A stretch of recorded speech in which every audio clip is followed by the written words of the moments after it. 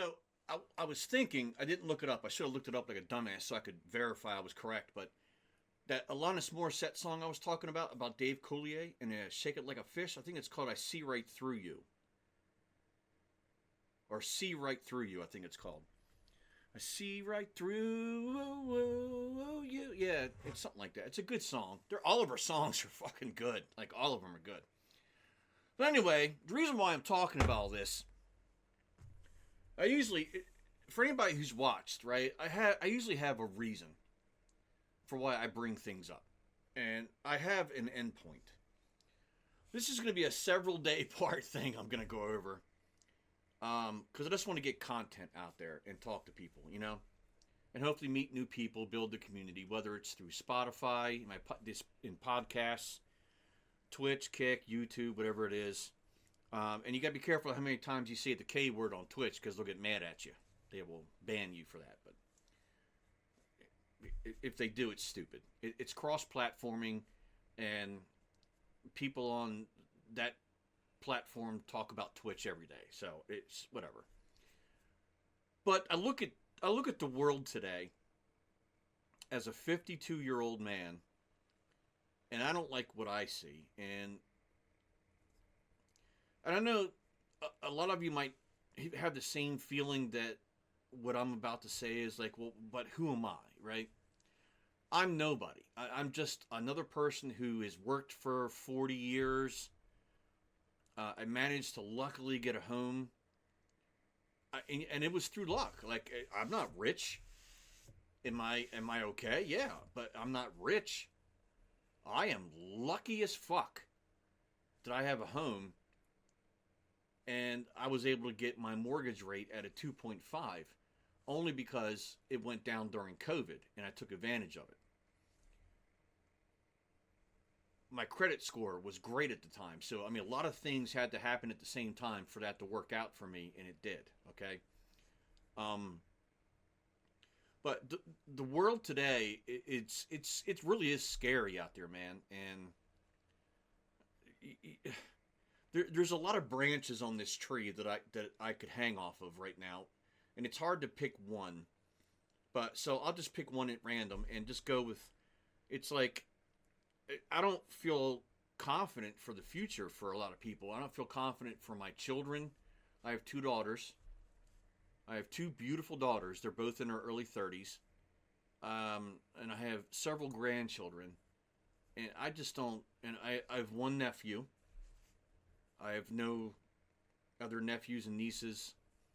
And I'm scared about the future for them and the way people are acting, the way people act anymore. And that's you put away the ICE stuff going on out there. You put that to the side. You put all the political mumble jumbo stuff going on, the Epstein files, which we're going to get into all that. But it's like, why is it every time you turn around, you're getting hit with some kind of negativity? And this has been said by many people before. That's why they stopped watching the news. Because the news, way back in the day, and that is a term you hear a lot from old people like me, is back in the day, the news it was just the news. This is what happened today. If something went on, and they found out about it, they brought it up. And the news was usually a half an hour. You didn't have this 24-hour fucking news network bullshit like CNN and News Nation and what's the other one? Newsmax and all, Fox News, all these 24-hour fucking channels. YouTube, fucking, they're on Twitter. They're on Instagram. They're everywhere. It's like nonstop fucking news. And it's too much. Back then, you would get the news from like 5 to 7, maybe 5 to 7, a couple hours in the evening when you get home from work. Your parents would come home and watch the news, and then it was comedy shows and shit and dramas.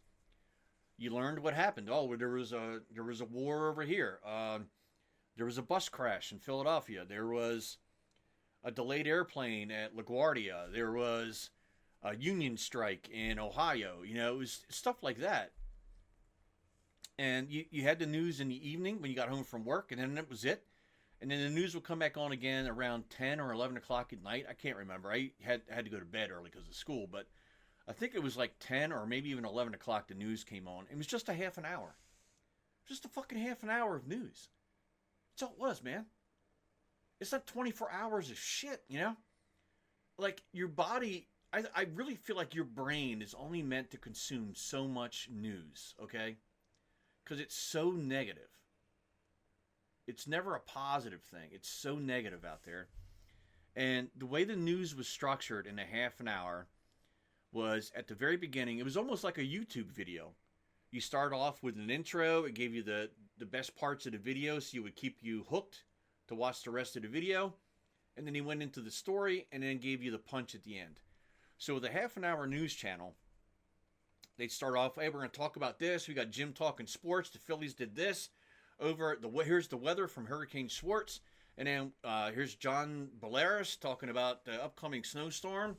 Looking at a couple feet of snow, right, John? John would be standing in the corner with a thumbs up, you know? And then they go straight into the local news. It was mostly only local news. Whatever happened in the Philadelphia, New Jersey, Delaware area, maybe a little bit further, New York maybe, unless something big happened in the world. And back then, as a kid, there was a lot going on in the world. We had, because Ronald Reagan was the president, and we had Gorbachev as the president in the USSR, which is Russia today. They were called the USSR back then. What would that stand? The United Soviet States of Russia, or whatever the fuck it was. I can't remember what the hell it was called. United Socialist States Republic, whatever it was. But it was called USSR back then. And that's when the German Wall still existed. That it separated East Germany from West Germany. There was a wall that separated the two halves of the country back then. And Ronald Reagan was the one who got Gorbachev to bring the wall down. But anyway, the Cold War was back then. You never knew. Like, you never knew. You could wake up tomorrow and there was a nuclear war. You had no clue. It was so tense back then, and as a kid, you didn't understand it. As I got older, and you realize as negotiations happened, how bad it really was. Cuba, just a few hundred miles south of Florida, Russia had nuclear weapons parked in Cuba. We had nuclear weapons less than 200 miles from our country, ready to strike. That's how bad it was back then. It was called the Cuban Missile Crisis back in the day. Anyway, that's what the news was. You didn't get it shoved down your throat every time you got on a TV. It wasn't constant news. It was either Jerry Springer, Maury Povich, shit like that. An infomercial, The Price is Right, game shows. In the afternoon, starting around 2 o'clock, I think it was cartoons up until about 4:30. And then the news started. The news were on until about 7-ish, I think. And then you had sitcoms and dramas come on from 7 to 11. And then you had Late Night with Johnny Carson. You had David Letterman. And then you had the fucking news. Well, it was the news and then the talks. Yeah, it was news at 11. And then Carson and Letterman came on at 11:30, I believe. But you see what I'm going is it wasn't thrown down your throat. You could go out and live your life. You could do things and not have to worry about shit every fucking day. Now, some may say, well, you know what? It's kind of cool to be able to get that information at any time you need. So if you go out, you know whether you need to go out or stay home, right? Me, I'd rather not know. I'd rather just not know. Because if you're that unaware when you go out that there's a problem, then you probably just need to stay home all the fucking time, okay? Like, seriously. If you can't go out and have your own self-awareness and realize, yeah, I probably need to go back home, then you probably just shouldn't be going out of the house anyway, right? But today, yeah, and what made me think of all this is I just got in the shower. I came and sat down in here just to kind of do some editing and stuff like that. And I jumped on YouTube, and on the front page was a video by a channel called Turkey Tom. Now, I never heard of this guy ever before in my life. Never knew his channel existed. He's got 1.6 million subscribers. Didn't know he existed. He's a conversational drama tuber where he doesn't create the drama. He does commentary on it. So he'll find stories about any kind of public figure and does a video on it. He puts a lot of work into it. That's why he has so many subscribers. So this video, I was like, hey, this guy's name's Tom. My name's Tom. Right? Let's take a look at this. He looks like a good kid. So I started watching it, and it was all about all these sexual allegations against him. Rape, abuse, revenge porn, stuff like that. And I'm like, what the fuck? And I watched the whole thing. I literally watched it was like 41 minutes long. And I watched the whole thing. When I was done, I was just like, I was speechless. And I was just like, is this what these kids go through every day now? Is this what it's like? Is life really this hard for them? Like, do they have to worry about this every day? That men are always going to be accused of some kind of sexual abuse or battery? Stalking? All that. That's awful. Because we hear a lot of stories about where men are accused of doing that, and it comes out later that the woman says that it never happened. She wasn't bought off or nothing. She apparently had a guilty conscience at some point and came out and said, you know what, I made it up. It's not true. He never did any of that. So there's two things about that. One, there's a famous story. I don't know any of the characters' names. It's not a movie. It actually happened in real life. It was a black man was sentenced to prison because a white woman accused him of sexual abuse and rape. They convicted him, sent him to jail. I can't remember how long he served. If it was a day, it was too long because he was not guilty. He was innocent. He didn't do it, man. She made it all up. Yep. So this guy, his life was fucking ruined. His life was ruined because of a jealous, psychotic bitch. That's the world we live in. Everything is about revenge. And then the people who pay for it, that were innocent to begin with, are fucking ruined for the rest of their life. Even though they're innocent, they're still ruined. And then what happens to the girl? Come on, you can answer it for me. You can answer it for me. What happens to the girl? Absolutely nothing. Nothing. That woman, my opinion, and this is not my sole opinion, I've heard this from other people, and I 100% agree to this, that if a woman accuses a man of that kind of offense, and it turns out she lied, she should serve the prison term that guy would have originally gotten. So if he was going to get 10 years in jail for that, and it turns out that it was false, she should serve 10 years in jail for lying about it and causing this man so much anguish. It's defamation of character, man. People have gone to prison for less. So why aren't these women held accountable for that? I would love someone to explain that to me. If there's a lawyer watching or listening, I would love to hear a reason why. An actual legit reason why. And this girl didn't have a $1 billion lawyer. She wasn't rich. She was just some stupid ass white girl.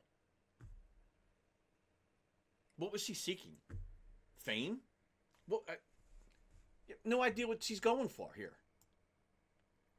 Was it revenge? I like to think it was revenge. Because I'm sorry. Not all women, but a good portion of women are very vindictive, man. When they don't get their way, or they are cast aside, they are very vindictive. most men, now men can be the same way, but I don't think it's the majority of men. I think it's the minority of men. And I'm not talking about the minority, African American, Hispanic, and other people. I'm talking about a small portion of the male population minority. They just say, fuck it. All right, man. I'm pissed, but you know what? There's more out there. There's another woman out there. You get pissed for a while, but you eventually get over it. You don't do the revenge thing. You move on, right? So that's part of my problem with the world is there's no accountability for this. False accusations can just be made about people. The person that's innocent goes through hell, and the person that lied about this the entire time moves on with their life. Nothing happens. They don't lose their job. They keep their income. They keep their home. They keep their car. They can do whatever they want with the rest of their life. No problems. And it's wrong. But it'll never change. So know that. And this whole video and podcast is about learning from life. Now, there's two ways you can look at this, okay? Life. Learn from it. There's two meanings to that I have for you today. The first one is learn from what you've experienced, okay? Whether it's good or bad. Learn from it. Keep it locked up in your head. So what did I do that made me successful for that period of time? I want to try to recreate that and keep that positive mindset. If you made a decision or something happened to you that was negative and it hurt you for a little bit, remember that. What did you do or what did someone else do? How did you get yourself into that situation and never put yourself in that situation again? Remember that. So when that time comes, remember that fork in the road. Yep, and break those tongs off the fork. Just leave one tong on the fork, and all you got to do is go one way, right? So there's two sayings I try to use for myself every day. When I was younger, I went through hard times too. Everybody's been through hard times. Everybody's been through it. Whether it's a breakup, you lost your job, you're broke, you're days away from losing your home. Everybody's been there. Lost your car. Everybody's been there, okay? So there's two ways you can look at this.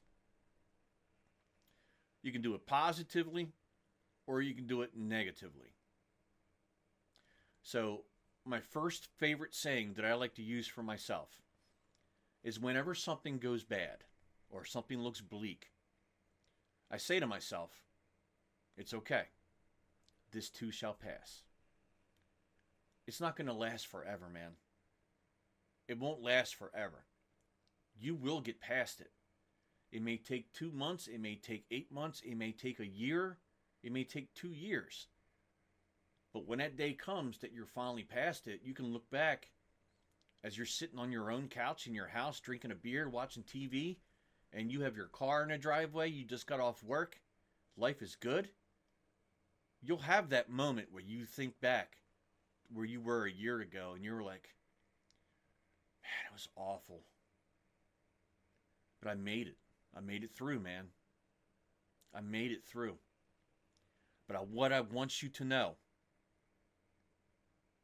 is that the phrase, this too shall pass, can also be used for the positive times in your life. If you make a mistake. That's why I said life. Learn from it.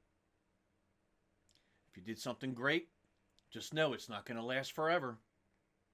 You may come across 20 grand one day, but it's not going to last you forever. It will pass. That money will go away. So remember how you got it, what you did to get it, and remember how to keep it. So the good times and the bad times, they both don't last forever. The other saying that I like, and I do this as a funny thing for myself, okay, just as a bit, just to make myself laugh. You can use it if you want. And you can use it on others. when it's really, really bleak, it's really bad. And I use it on myself and other people. Um, they act like, oh, it's over, man. I've got nothing. I'm done. It's over for me. You can tell them or yourself, hey, man, it's not the end of the world, but I can definitely see it from here. So what that means, for me, it makes me laugh, okay, because it's kind of a joke.